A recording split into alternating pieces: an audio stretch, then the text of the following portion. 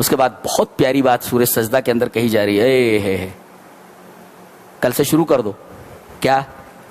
اللہ نے فرمایا میرے کچھ پیارے بندے ایسے ہیں، اللہ ان کی تعریف کر رہا ہے. تتجافى جنوبهم عن المضاجع يدعون ربهم خوفا وطمعا ومما رزقناهم ينفقون فلا تعلم نفس ما اخفي لهم من قرة اعين جزاء بما كانوا يعملون. یہ کیا ردم ہے یار، دنیا کی کوئی میوزک اس کا مقابلہ نہیں کر سکتی. اللہ فرما رہا ہے میرے خاص بندے ہیں، ان کے پہلو بستر سے الگ ہوتے ہیں. گدا لگا ہوا ہے، مسیری لگی ہوئی ہے، مسیری پر گدا بچھا ہوا ہے.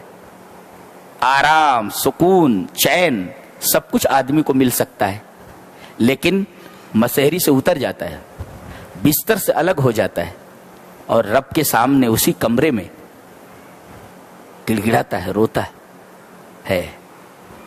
تتجافى جنوبهم عن المضاجع، بستروں سے ان کے پہلو الگ ہوتے ہیں. یدعون ربهم خوفا وطمعا، اللہ سے دعا کرتے ہیں وہ ڈرتے ہوئے اور امید کرتے ہوئے. ڈر بھی رہتا ہے اور امید بھی رہتی ہے.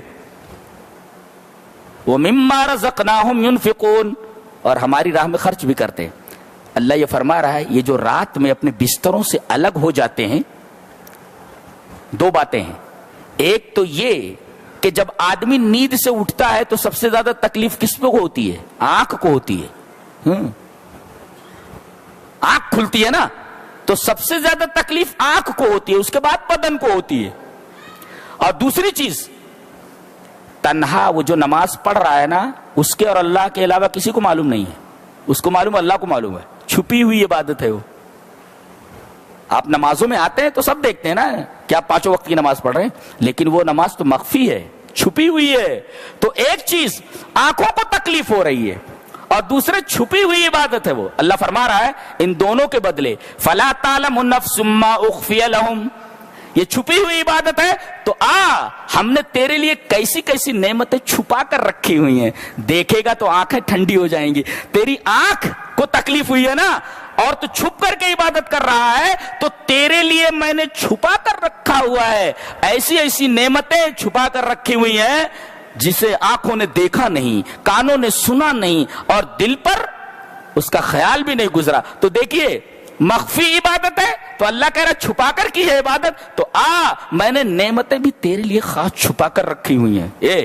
اور دیکھے گا تو یہاں آنکھ کو تکلیف ہوئی نا تو قرۃ اعین، ما اخفی لهم من قرۃ اعین، آنکھ کو تکلیف ہوئی نا، نعمتیں دیکھے گا تو آنکھ تیری ان نعمتوں کو دیکھ کر کے خوش ہو جائے گی اور آنکھ کو ٹھنڈک ملے گی.